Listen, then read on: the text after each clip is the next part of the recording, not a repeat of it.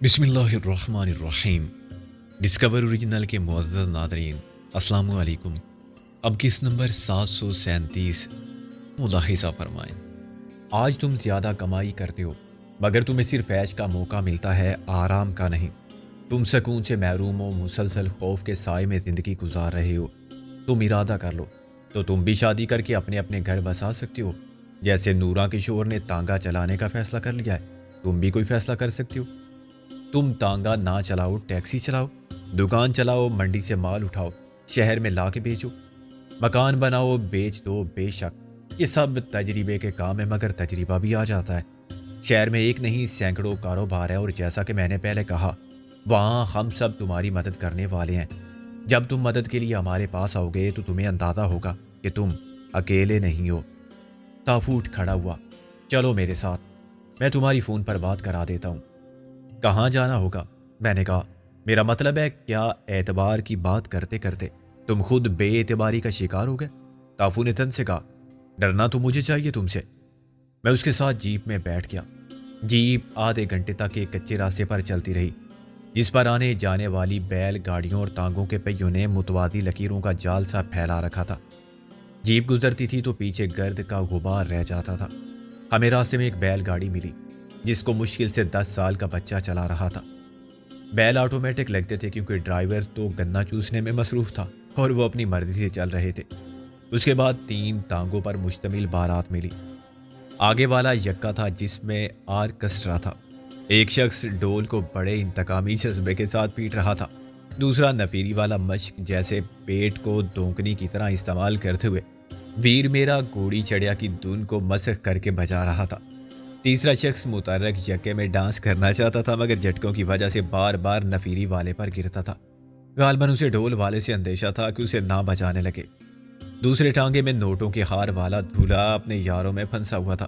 اس کے بالوں کا تیل بہہ کر ماتھے پر، آنکھوں کا سرما ناک کی سرحد تک پہنچ گیا تھا مگر وہ اسے پگڑی کے شملے سے بھی صاف نہیں کر سکتا تھا۔ آخری ٹانگے میں دولہا کے لوائقین تھے جو یوں چلا چلا کے باتیں کر رہے تھے کہ لڑتے ہوئے نظر آتے تھے۔ جیپ کسی گاؤں کے مضافات میں واقع تھانے کی عمارت کے باہر ٹھہر گئی تو میں حیران ہوا۔ ایک کمرے اور احاطے پر مشتمل اس عمارت پر تھانے کا مخصوص سرکاری رنگ دور سے بھی اپنی دہشت پھیلاتا ہوا محسوس ہوتا تھا۔ تافو نے اندر کھڑے ہوئے کاہل شخص سے کہا، ملک صاحب ہیں؟ اس نے تافو کو غور سے دیکھا اور سر ہلایا، پھر اشارے سے میری طرف دیکھ کے سوال کیا کہ یہ اپنے ساتھ کسے پکڑ لائے ہو؟ اور تافو نے نظروں میں اسے بتا دیا کہ فکر مت کرو، اپنا ہی بندہ ہے۔ مجرموں کے ساتھ پولیس کے تعاون کی ایسی عملی مثال میں نے پہلے کبھی نہیں دیکھی تھی۔ تافو نے چیخ اٹھا کے کہا، سلام علیکم ملک صاحب، اور پھر مجھ سے مخاطب ہوا، آؤ جی اپنے سکندر صاحب۔ میں اندر داخل ہوا تو مجھے ویران کمرے کی خستہ حال میز کے پیچھے ایک مثالی تھانے دار نظر آیا۔ مثالی یوں کہ اس کا چہرہ سختی اور بے رحمی کے جذبات کی عکاسی کرتا تھا۔ اس کا پیٹ کرسی کی حدود سے باہر اور اوپر تک پھیلا ہوا تھا۔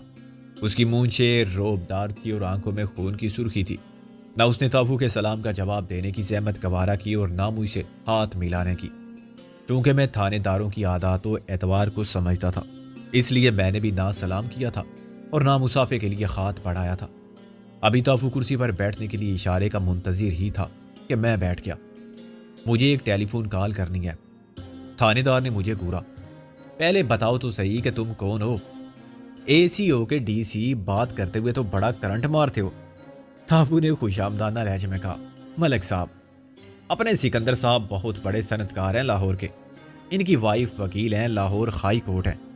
تھانے دار سیدھا ہو کر بیٹھ گیا، اچھا جی، خیر سے ادھر کیسے آنا ہو گیا؟ لطیف صاحب کے مہمان ہو؟ اس نے مہمان کا لفظ تندیہ انداز میں استعمال کیا۔ یہی سمجھ لو۔ میں نے کہا، فون کہاں ہے؟ فون تو خراب ہے، اس نے ناک میں انگلی گھماتے ہوئے کہا۔ اب تافو سے اشارہ کر کے باہر لے گیا۔ ذرا 1 منٹ میری عرض سن لے جناب۔ جب وہ واپس آئے تو تھانے دار کا موڈ پھر بدل چکا تھا۔ اس نے میز کی دراز میں سے فون نکالا اور میرے سامنے رکھ دیا۔ میں نے اسے شرمندہ کرنا غیر ضروری سمجھتے ہوئے منظر کا نمبر ملایا۔ شام کے 4 بجنے والے تھے۔ مجھے امید تھی کہ وہ اس وقت رابعہ کے آفس میں ہوگا۔ فاصلہ کم تھا اس لیے کال فوراً مل گئی۔ کون بول رہا ہے؟ یوسف؟ جی، آپ کون؟ یوسف، میں سکندر ہوں۔ مندر صاحب ہیں؟ یوسف نے شور مچا دیا، سکندر صاحب کہاں ہیں آپ؟ کہاں سے بات کر رہے ہیں؟ منظر صاحب، سکندر صاحب کا فون ہے۔ رابعہ باجی کہاں ہے سکندر صاحب؟ آپ ٹھیک تو ہیں نا؟ میرے جواب دینے سے پہلے رسیور منظر نے چھین لیا۔ ہمیں سکندر کے گھوڑے خچر کے سالے منظر نے حسب عادت سلام دعا کا آغاز کیا۔ میں نے بھی جواب میں بہت کچھ کہا جس کو سن کے تھانے دار کا موڈ خراب ہو گیا، مگر اس سودے میں اپنے مالی مفاد کے پیش نظر اس نے صبر و ضبط سے کام لیا۔ منظر وہ غالب پہنچا کہ نہیں؟ پہنچ گیا یار، جاتا کہاں سالہ، جیلر کی بچی اسے کہیں جانے دیتی ہے؟ انہیں دیکھ کے تو وہ شعر یاد آتا ہے، قید میں ہے بلبل صیاد مسکرائے۔ بلبل سمجھ لے غالب کو، ہے نا الٹا معاملہ۔ تو اپنی سنا کب بار ہے اپنی مغویہ کے ساتھ؟ وہ گلا پھاڑ کے ہنسا۔ بکواس بند کر، دیکھ میری بات سن۔ ہمیں پہلے میری سن، خوشخبری ہے تیرے لیے، آج ہی 15 ہوئے ہیں۔ میں نے بے خیالی میں کہا 15 کیا؟ ابے تیرے بانجے یار، بڑا خوش قسمت ہے تو، 15 کا ماموں ہو گیا تو میری کوشش سے۔ وہ کہہ کا مار کے ہنسا۔ جب تیرا آخری وقت آئے گا تو کوئی 200 پانجے بتیجے مگر مچ کے آنسو بہا رہے ہوں گے چاروں طرف۔ آخر ان کی اولادیں بھی تو ہوں گی نا۔ نازو اور گل کی مقابلہ ہوگا بڑا سخت ہے، مقابلے کے بچے اپنی بیوی پر رحم کر۔ یار Guinness book of world record میں شاید 69 کی تعداد ہے، ابھی تو ایک چوتھائی بھی نہیں ہوئے۔ ہمیں محبت اسی کو کہتے ہیں۔ دیکھ یار منظر، میں اس وقت لمبی بات نہیں کر سکتا، میں ایک پولیس اسٹیشن سے بول رہا ہوں۔ وہ چلانے لگا، پھر پکڑا گیا؟ ہمیں بوتنی کے کیوں دشمن ہو رہا ہے تو میرے چھوٹے سے خاندان کا؟ تو چاہتا ہے سب فاقہ کریں، گلی گلی بھیک مانگے؟ یتیموں کی فریاد سن لیجئے، گاتے پھریں لا حول ولا قوت الا باللہ۔ کیسی باتیں کر رہے تو؟ ابے جب میرا کام صرف تیرے مقدمات کی پیروی رہ جائے گا اور تیری وہ کبھی نہ ہونے والی جورو تیرے پیچھے لگی رہے گی تو میں کہاں سے کماؤں گا؟ تو فیس دیتا ہے کیا مجھے؟ جو روز اندر ہو جاتا ہے کسی کیس میں، اب کیا پنگا لیا ہے، کس کے ساتھ لیا ہے اور کیوں؟ میں نے کہا پنگا کوئی نہیں لیا، دراصل اس علاقے میں یہی ایک ٹیلی فون دستیاب تھا۔ میں نے کہا میری بات سن کے شور مت کرنا، مجھے کچھ رقم چاہیے فوراً۔ کتنی؟ میری جیب میں تو اس وقت 10.5 روپے موجود ہیں، ڈال دوں ادھر سے رسیور میں؟ تو ادھر سے نکال لے فوراً کے بچے، اس وقت بینک ڈاک خانے سب بند ہیں۔ میں نے کہا کل دوپہر تک رقم کا بندوبست ہو جانا چاہیے۔ بہت زیادہ رقم نہیں ہے؟ 16 لاکھ؟ حسب توقع ادھر سے منظر نے غل مچایا۔ او یار یوسف، افسوس، سکندر پاگل ہو گیا۔ رابعہ تمہاری باجی اور تمہاری باس رخصت ہو کے پاگل خانے جائے گی۔ شاید غلط سنا میں نے۔ بیٹا سکندر، یہ بتاؤ کیا کہا تھا تم نے؟ 16 روپے مانگے تھے نا؟ 16 لاکھ، 1 لاکھ میں ہوتے ہیں 100,000۔ یوسف، منظر چلایا، وہ جلدی سے مجھے کچھ سنگا دو ورنہ میں گیا۔ سکندر نے 16 لاکھ روپے مانگے ہیں فوراً۔ ابھی تک میں بے ہوش نہیں ہوا، کل تک سب کو بیچ دوں گا، 1 لاکھ میں ایک بچہ، یہ ہوئے 15 لاکھ۔ بیوی کے کون دے گا مجھے 1 لاکھ؟ مفت میں بھی کوئی نہیں لے گا۔ یوسف تمہاری بیوی؟ میں نے ہنس کے کہا دیکھ بلا وجہ شور مت مچا، کچھ تیرے پاس ہوں، کچھ ٹرسٹ کی رقم ہوگی، تو مجھے غبن کا مشورہ دے رہا ہے؟ پھر ٹرسٹ بھی تو ہمارا ہے، عارضی ضرورت کے لیے اس میں سے قرض لیا جا سکتا ہے۔ میں نے کہا اس سے بھی پورا نہ ہوا تو پشاور فون کرنا آصف علی کو، وہ پورا کر دے گا۔ وہ سب میں کر لوں گا یار، مگر مجھے بتا کہ اتنی بڑی رقم پولیس اسٹیشن پر اس کی کیا ضرورت پڑ گئی ہے؟ کیا خرید لیا ہے پولیس اسٹیشن ایسے چور حوالات میں بند قیدیوں سمیت؟ تیری ملاقات ابھی تک غالب سے نہیں ہوئی؟ نہیں، مگر یوسف نے بتایا تھا کچھ عجیب سی سٹوری تھی کہ تم سب کو ڈاکو اٹھا کر لے گئے تھے۔ پاگل ہوں گے سارے، اٹھا کے بھی کیا چیز لے گئے، راستے میں 2 عدد فالتو سمجھ کے پھینک دیے۔ اس نے نام بتا دیا ہوگا مرزا غالب، اور ڈاکو ڈر گئے ہوں گے کہ ابھی مشکل شعر کہنا شروع کر دے گا، اور نازو تو ہے چھلاوا۔ مجھے تو یہ گپ لگتی ہے۔ انہوں نے کیا بتایا تھا تجھے؟ مجھے کہاں بتایا یار، وہ گئے سیدھے اخبار کے دفتر۔ میں چونکا، اخبار کے دفتر کیوں؟ یار بال کٹوانے، منظر بولا۔ ابے ملا کی دوڑ مسجد تک تو صافی سالہ کہاں جائے گا؟ غالب نے کوئی دھماکہ کیا ہے؟ کیا مطلب؟ خبر دے دی ہے؟ کیا دماغ خراب ہے اس کا؟ وہ تو خیر سے تم سب کا ہے۔ میں نے کہا منظر اسے روکو، یہ خبر روکنی ہے، اسے بتاؤ کہ جیسے بھی ہو یہ خبر نکلوا دے، ابھی تو کاپی بھی نہیں جوڑی گئی ہوگی۔ منظر نے کہا اچھا کوشش کرتا ہوں، مگر بات ہے کیا؟ 1 منٹ، یہ یوسف کچھ کہہ رہا ہے، لو خود بات کر لو۔ یوسف نے کہا سکندر صاحب، غالب اور نازو سیدھے میرے گھر پہنچے تھے، وہاں بیٹھ کے غالب نے کوئی خبر بنائی، اس میں یہی ہے کہ لاہور کے نواح میں شیش ناگ کا پرانا گروہ سرگرم عمل ہے اور وہ ڈکیتی کی وارداتوں کے ساتھ اغوائے برائے تاوان میں بھی ملوث ہیں۔ اس نے آئی جی پولیس، مغربی پاکستان اور گورنر وغیرہ سے خصوصی اپیل کی ہے۔ اسے معلوم ہو گیا تھا کہ تمہارے اور رابعہ کے علاوہ اسی گروہ نے محسن اور گل کو بھی پکڑ رکھا ہے۔ یہ غلط ہے، غلط بتایا اسے جس نے بھی بتایا ہے۔ میں نے کہا اب تم کسی طرح بھی غالب سے رابطہ قائم کرو اور اسے سمجھاؤ کہ یہ خبر چھپ گئی تو بہت برا ہوگا۔ ہم سب کل شام تک لاہور پہنچ سکتے ہیں، مگر اس خبر کی اشاعت کے بعد شاید یہ ممکن نہ رہے۔ میں ابھی جاتا ہوں، دیکھتا ہوں وہ کہاں ہے۔ یوسف نے پریشان ہو کر کہا۔ نازو تو گھر پر ہی تھی، میری بیوی کے ساتھ جانے والی تھی۔ کہاں جانے والی تھی؟ میرا خیال ہے میرے سسر کے پاس۔ آپ کو شاید معلوم نہیں، وہ بڑی توپ چیز ہے۔ مجھے معلوم ہے یوسف، مگر ہمیں اس وقت کوئی توپ چلانے کی ضرورت نہیں ہے، سارا نقصان ہمارا ہوگا۔ فوراً فون کرو اپنی بیوی کو ایک شوہر کی طرح اور اسے روک دو۔ حکم دو کہ تمہارے آنے تک گھر سے قدم باہر نہ نکالے اور اپنے ابا سے کوئی بات نہ کرے۔ نازو کو بتا دینا کہ یہ سکندر نے کہا ہے۔ ٹھیک ہے، جیسا آپ نے کہا ویسا ہی ہوگا۔ یوسف نے ریسیور پھر منظر کو تھما دیا۔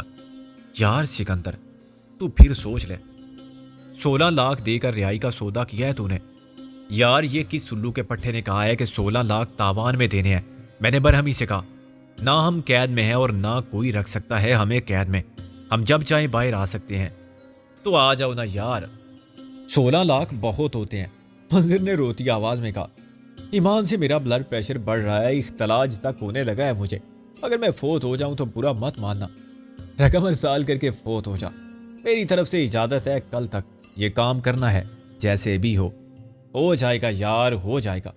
اب تو نے کہا ہے تو میری کیا مجال کے انکار کروں؟ وہ لہجہ بدل کر بولا۔ 16 لاکھ کیا 16 کروڑ نثار تجھ پر مگر پیارے بدھو، اب گھر آ جا۔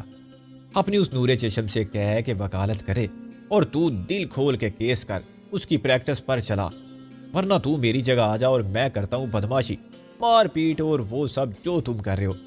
منظر کل ہم آ جائیں گے اگر رقم مل گئی، شام 5 بجے۔ پھر بھی کہتا ہے کہ یہ تاوان نہیں ہے۔ تاوان نہیں ہے یار، میں آ کے بتاؤں گا۔ بھلا کوئی پولیس اسٹیشن میں بیٹھ کے تاوان کی رقم منگواتا ہے؟ یہ ایک نیک مقصد کے لیے ہے۔ منظر بولا، ابے مجھے مت چکر تھے، یہ سب دندے اور کہاں ہوتے ہیں؟ کوئی مسجد میں بیٹھ کے منگواتا ہے 16 لاکھ، اور وہ بھی ڈاکو کی فلاح و بہبود کے لیے؟ نیک کام اور تھانے میں۔ اچھا بتا رقم کیسے پہنچائی جائے؟ کس قسم کے نوٹ ہوں، کتنے پرانے ہوں، بینک ڈرافٹ یا پے آرڈر چلے گا؟ مجھے نقد رقم چاہیے۔ 1 منٹ ہولڈ کرو، میں نے کہا اور تافو کی طرف دیکھا۔ رقم کہاں وصول کی جائے گی؟ تھانے دار نے بے نیازی سے کہا، جہاں آپ بیٹھے مزے مزے کی باتیں کر رہے ہو، دل کھول کے گپ لگاؤ جی، بل تو مجھے دینا ہے نا۔ میں نے کہا اس تھانے کا اتا پتہ بتاؤ۔ اس نے بلا جھجک سب بتا دیا اور میں نے منظر کو سمجھا دیا۔ ریسیور رکھنے کے بعد میں نے تافو سے کہا، تم نے ساری گفتگو سن کے اندازہ تو کر لیا ہوگا کہ صورتحال خراب ہوتے ہوتے رہ گئی، اور تھوڑی دیر ہو جاتی تو قابو سے باہر ہو جاتی۔ تافو فکر مند نظر آنے لگا، گویا پیڈرو نے غلط نہیں کہا تھا، وہ اخبار والا وہی تھا۔ ہاں مگر میں نے سب کچھ رکوا دیا ہے، اخبار چھپتا ہے رات کو، ابھی تو شام بھی نہیں ہوئی۔ تھانے دار نے تافو کی طرف دیکھا، کبھی کمان سے نکلا ہوا تیر واپس نہیں آتا۔ میں نے کہا جس بات کا پتہ نہ ہو اس کے بارے میں بولنا بھی نہیں چاہیے، غلط مثال دی تم نے، صحیح مثال میں دیتا ہوں۔ تم جب کسی کو تفتیش کے لیے لاتے ہو تو کیا قانون کے مطابق فوراً FIR درج کرتے ہو اور اسے 24 گھنٹے کے اندر مجسٹریٹ کے سامنے پیش کر دیتے ہو؟ نہیں، تم اس نقطے کو بنیاد بنا کے سودا کرتے ہو کہ ابھی وقت ہے، پرچہ نہیں کاٹا میں نے، تو ایسا ہی معاملہ ہے یہ، ابھی معاملہ ہمارے خاتمے ہے۔ تھانے دار کا موڈ خراب ہو گیا۔ تم تافو کے ساتھ نہ ہوتے تو میں سمجھاتا تمہیں کہ میں ذرا مختلف قسم کا تھانے دار ہوں، میری بھی مجبوری ہے یہ کہ بیچ میں کوئی اور ہے جس کے دعوے کا پاس ہے مجھے، ورنہ تم اپنا حصہ وصول کرتے وقت پکڑے جاتے تھانے دار صاحب رنگی ہاتھوں، خبر نہیں تصویر شائع ہوتی تمہاری۔ میں کل اکیلا آؤں گا یہاں شام 5 بجے۔ ٹھیک ہے، 5 بجے حوالات خالی ملے گی۔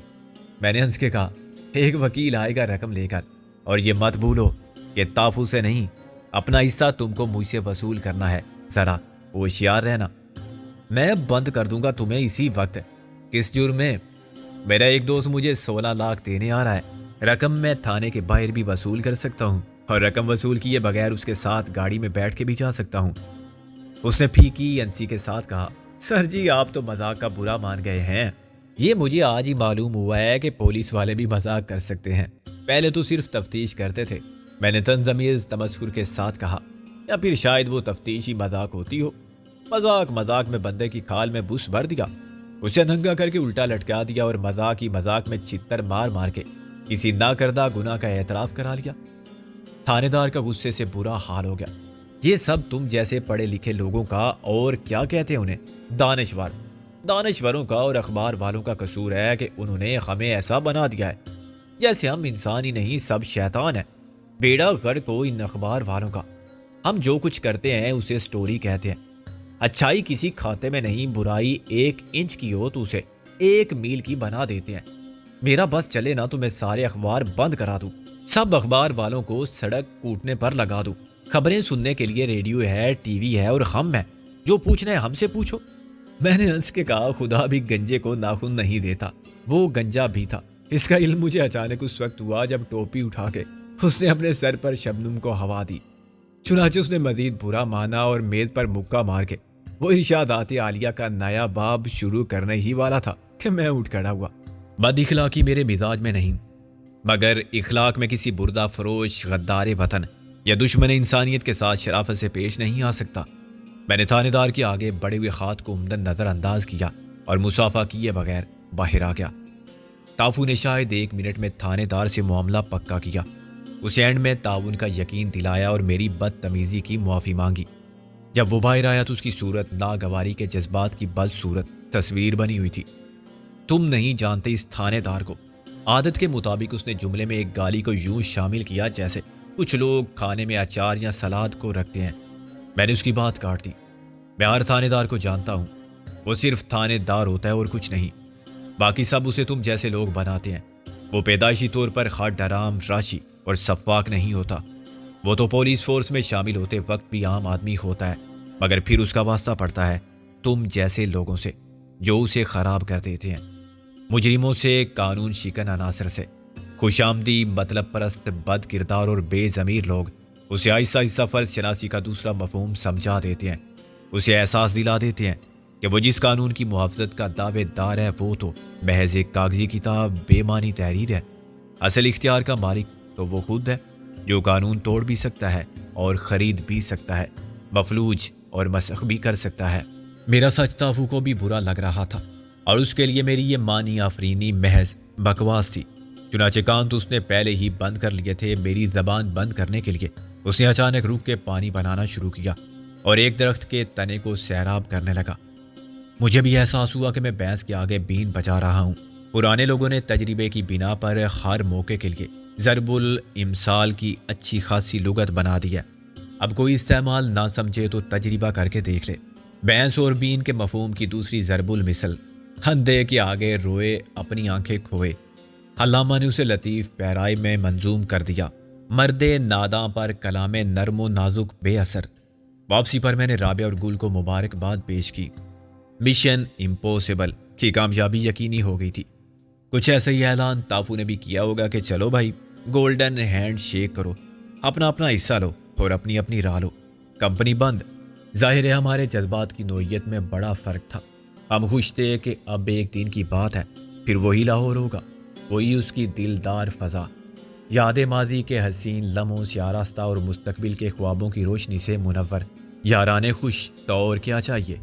ہمیں بیک وقت میزبان اور یرغمال بنائے رکھنے والے ڈاکو افسردہ تھے کہ برسوں کی رفاقت کا سفر بالآخر تمام ہوا اور اب اس چوک سے خر راہ الگ ہو جائے گی۔ برے تھے وہ سارے جہان کے لیے، لیکن ایک دوسرے کے لیے اچھے تھے، دکھ سکھ میں ساتھ دینے والے، عہد وفا کو، باہمی اعتماد کو اور آپس کی اطاعت کو کسی پاک عقیدے کی طرح سمجھنے والے اور اس پر قائم رہنے والے۔ شاید انہیں بہت کچھ یاد آیا ہوگا، کون کیا تھا، کیا بن گیا، زندگی کے کون سے پر پیچ راستوں پر بھٹکتا ہوا کب اس گھر تک پہنچا تھا جو شیشناگ کا ڈیرا تھا، اور پھر اپنے اس گھر کو بھول گیا تھا جہاں اس کو خون کے رشتوں نے دھوکہ دیا تھا۔ شیشناگ مر چکا تھا، اور بھی نہ جانے کتنے تھے جو اس پرخطر زندگی کی تاریک راہوں میں مارے گئے تھے۔ کس کی بے آبرو لاش کو کفن بھی نہ ملا، صرف رسوائی کی تشہیر ملی۔ کسے خود انہوں نے گمنام مٹی کے نشانے مدفن میں دبا دیا اور بھول گئے، لیکن آج وہ جو محض سلسلہ اتفاقات کے سبب قانون کے شکنجے سے، مرگ ناگہاں سے یا تختہ دار سے محفوظ رہے تھے، خود مجبور ہو گئے تھے کہ اجنبی زندگی کے نا آشنا راستوں پر تنہا ہو جائیں۔ رفتہ رفتہ ان کی اداسی کا رد عمل بھی اس کیفیت میں ڈل گیا جسے حالات کے جبر سے مفاہمت کا نام بھی دیا جا سکتا تھا۔ انہوں نے جدا ہونے سے پہلے اپنی عمر رفتہ کو الوداع کہنے کے لیے آخری محفل کا اہتمام کیا۔ ٹافو کے ارکارے شہر کے اور ہیرا منڈی سے وہ ہیرے خرید لائے جن کے حسن شباب نے تماش بینوں کے دل اور بینک اکاؤنٹ لوٹ لیے تھے۔ انہوں نے زیادہ قیمت ادا کی اور ایک رات کے لیے جنگل میں منگل منا کے دکھا دیا۔ میرے لیے یہ بہت انوکھا اور کسی حد تک دلچسپ تجربہ ہی تھا، مگر آنکھوں کے لیے جو تماشا تھا وہ احساس کے لیے درس عبرت تھا۔ ایک طرف وہ دولت تھی جو ان ڈاکوؤں نے طاقت اور دہشت سے چھینی تھی اور یہ سوچے سمجھے بغیر کہ مال غنیمت کسی کی ساری عمر کا اندوختہ ہے یا کسی کے مستقبل کی روشنی اس سے کسی کو آپریشن فیس دے کر نئی زندگی ملنے والی تھی۔ یہ کسی کے لیے خوشحال مستقبل کی ضمانت تھی اور کاروبار یا ملازمت کے حصول کا آخری سہارا تھی، یا کسی بیٹی کے لیے باپ کے گھر سے رخصت ہو کے اپنا گھر آباد کرنے کی امید تھی۔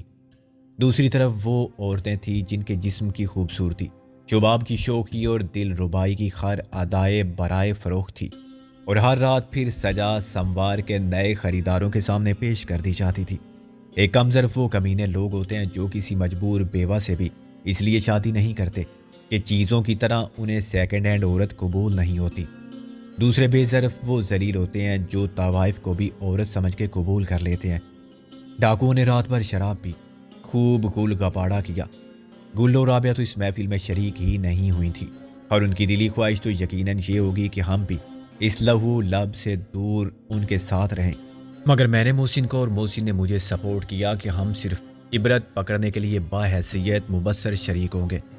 میں سے گرد نشاط ہے کس روز سیاہ کو، نازو ہوتی تو غالب کی ایک نہ سنتی اور صاف نوٹس دیتی کہ ٹانگیں توڑ کے ڈال دوں گی چارپائی پر، لیکن رابعہ اور گل نسبتاً صلح پسند اور صابر و شاکر قسم کی خواتین تھی جن کو یہ اعتماد بھی تھا کہ ہم واقعی برائی دیکھ کے برائی سے بچنے کا حوصلہ اور صلاحیت رکھتے ہیں۔ لیکن ہوا بعد میں یہ کہ میں اور محسن قطعی غیر جانب مبصر نہیں رہے اور عبرت پکڑنے کی بات بالکل بھول گئے۔ ایک مرحلہ ایسا بھی آیا جب مس بجلی گجرات والی اور موتی جان نے ایک مشہور فلمی گیت کی لے پر تیز رقص شروع کیا تو جملہ حاضرین کے ساتھ ہم بھی تالیوں سے تال دینے لگے۔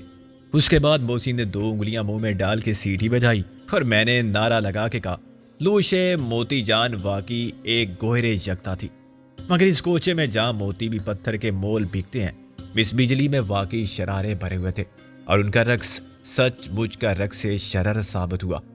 پہلے شراب کے نشے میں پوپٹ ان کے ساتھ ناچنے لگا۔